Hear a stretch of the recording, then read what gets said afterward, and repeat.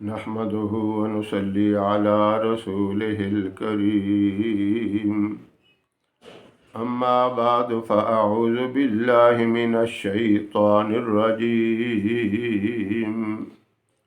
بسم الله الرحمن الرحيم۔ محترم سامعین و ناظرین،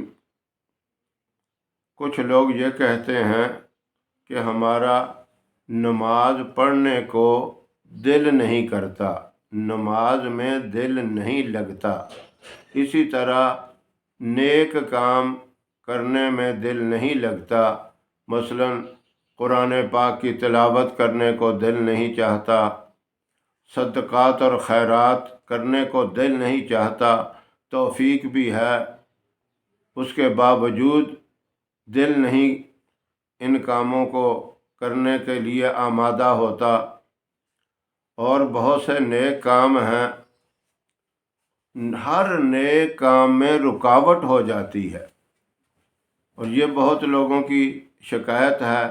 کئی لوگوں نے یہ سوال کیا اور پوچھا، ہم نے بتایا بھی، تو میں نے سوچا ایک ویڈیو بنا کر بتا دیا جائے کہ اس معاملے میں کیا کمزوریاں ہوتی ہیں، کس وجہ سے نیک کاموں میں دل نہیں لگتا۔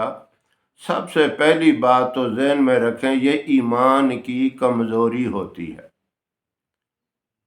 ایمان کی کمزوری کی وجہ سے بندے کو نیک کام کرنے کی توفیق نہیں ہوتی، کوئی نہ کوئی رکاوٹ بن جاتی ہے۔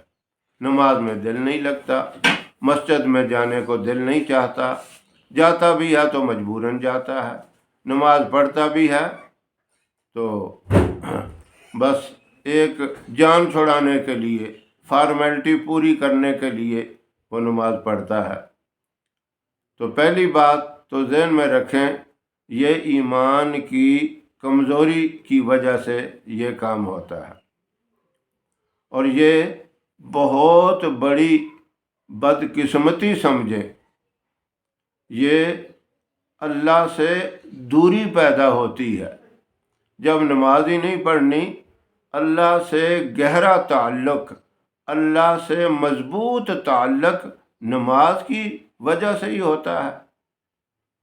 فرمایا واسجد واقترب، سجدے کرو اور اللہ کا قرب حاصل کرو۔ اب سجدے نمازوں میں ہی ہوں گے، فرائض پڑھیں گے، آپ سنت پڑھیں گے، نوافل پڑھیں گے، تہجد کی نماز پڑھیں گے، اشراق پڑھیں گے، چاشت پڑھیں گے، جتنے زیادہ ہوں گے سجدے اتنا ہی اللہ کا قرب نصیب ہوگا۔ اور اتنا نہیں ہو سکتا، کم از کم 5 وقت کی نماز اپنے مقررہ اوقات پہ تو فرض ہے، وہ تو بہت ضروری ہے۔ ان الصلاۃ کانت علی المؤمنین کتابا موقوتا، اللہ نے مقررہ اوقات میں نمازوں کو فرض کیا۔ فجر کا مقرر وقت تھا، ظہر کی نماز کے لیے ظہر کا، عصر کے لیے عصر کا، مغرب کے لیے مغرب کا، عشاء کے لیے عشاء کا۔ یہ تو صاف اور سیدھی سی بات ہر بندہ سمجھتا ہے۔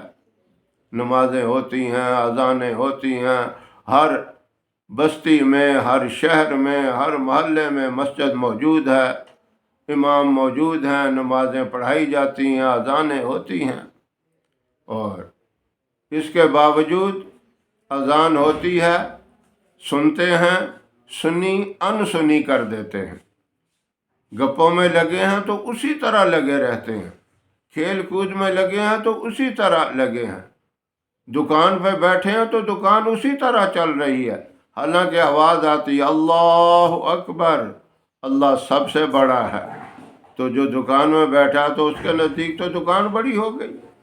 موبائل میں لگے ہوئے ہیں، بالکل فضول لا یعنی کاموں میں، ان کے نزدیک وہ چیزیں بڑی ہیں۔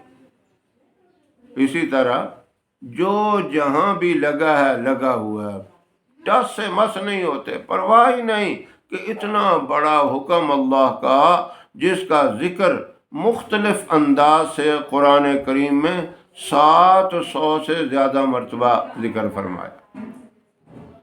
اور پھر بھی پرواہ نہیں۔ یہ ہے ایمان کی بہت بڑی کمزوری۔ اسی طرح قرآن پاک کی تلاوت میں دل نہیں لگتا، حالانکہ کلام پاک کی تلاوت یہ تو اللہ سے ہم کلام ہونا ہے۔ اللہ والے کہتے ہیں اگر تمہارا دل چاہے کہ ہم اللہ سے باتیں کریں تو قرآن پاک کھول کے بیٹھ جاؤ۔ یہ ایسا کلام ہے، ایسی مقدس کتاب ہے جس کا دیکھنا بھی ثواب، جس کا پڑھنا بھی ثواب، جس پہ عمل کرنا بھی ثواب، اور جس کا خالی دیدار کر لینا یہ بھی ثواب۔ اتنی بڑی نعمت، اس کام کے لیے بھی دل نہیں چاہتا۔ یہ کتنی بڑی محرومی ہے۔ اگر کسی بندے کے اندر اس طرح کی کمزوریاں ہیں، پہلی بات تو یہ ہے کہ اللہ نہ کرے یہ کمزوری کسی میں بھی نہ ہو۔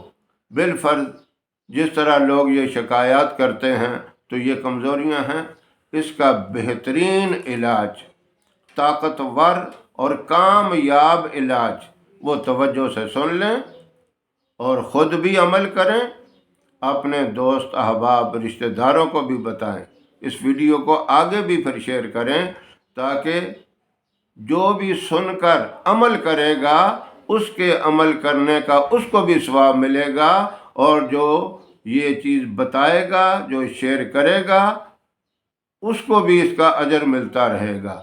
اگر 10 20 50 100 آدمی آپ کی بات سن کے عمل کریں گے، ان سب کا آپ کو ثواب ملے گا۔ کتنی بڑی یہ نعمت ہے۔ اب توجہ سے سنیں، سب سے پہلا کام یہ کرنا ہے، رات کو سونے سے پہلے 21 مرتبہ پڑھنا ہے، یا اللہ، یا غفورو، یا قادرو۔ یہ 3 نام ہیں اللہ کے، ان تینوں ناموں کو پڑھ کے ایک شمار کرنا ہے۔ پھر اسی طرح پڑھیں، یا اللہ، یا غفورو، یا قادرو، یہ 2 ہو گیا۔ ہاں جی، اس طرح آپ نے ان کو 21 دفعہ پڑھنا ہے، اور اس کے اول آخر ایک مرتبہ درود ابراہیم بھی پڑھنا ہے۔ یہ سونے سے پہلے جب آپ سونے کا ارادہ کریں، چارپائی پہ جا کے لیٹیں سونے کے لیے، یہ کام کرنا ہے۔ اس کے علاوہ سونے کی ایک دعا ہے جو نبی کریم صلی اللہ علیہ وسلم نے بتائی، بالکل چھوٹی سی، اللہم بسمک و اموت و احیا۔ کیا مطلب؟ اے اللہ، میں تیرے ہی حکم سے سوتا ہوں اور تیرے ہی حکم سے جاگتا ہوں۔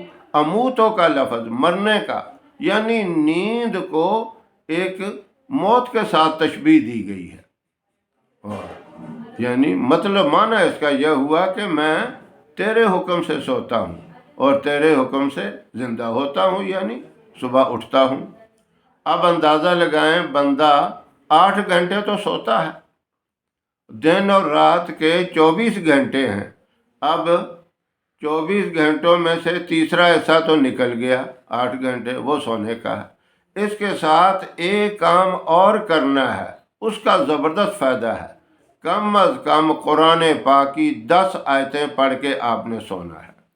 اب یہ بات جس کو بھی بتائی جاتی ہے تو کئی لوگ بڑا افسوس کر کے کہتے ہیں، بڑا ہمیں دکھ ہے اس بات کا کہ ہم نے تو قرآن پاک پڑھا ہی نہیں۔ اب یہ بات توجہ سے سنیں، یہ 10 آیتیں ہر بندہ پڑھ سکتا ہے۔ الحمد شریف ہر بندے کو آتی ہے، چھوٹے بچوں کو بھی یاد ہے۔ الحمدللہ رب العالمین وللضالین آمین تک پوری سورہ فاتحہ، یہ 7 آیتیں ہیں۔ یہ قرآن کی عظیم ترین سورت ہے۔ اور سورت اخلاص، قل هو اللہ احد، یہ عظیم سورت یہ بھی ہے۔ اللہ کی پہچان، اللہ کی معرفت اس کے اندر بتائی گئی ہے۔ اب 7 آیتیں سورہ فاتحہ کی ہو گئیں اور 3 آیتیں سورت اخلاص کی ہو گئیں، یہ کل 10 ہو گئیں۔ یہ تو ہر بندہ پڑھ سکتا ہے، یہ قرآن ہے۔ اب یہ ٹینشن لینے کی ضرورت نہیں، پریشان ہونے کی ضرورت نہیں کہ ہم نے تو قرآن پاک پڑھا نہیں ہے، اور صورتیں جس کو نہیں یاد تو یہ پڑھے، اور یہ سب سے اونچی چیزیں ہیں۔ 10 सूरतें पढ़ने का फ़ायदा ये होगा کہ ساری رات عبادت میں لکھی جائے گی. یہ 8 گھنٹے آپ کے ضائع نہیں جائیں گے، یہ بھی عبادت میں ہوں گے.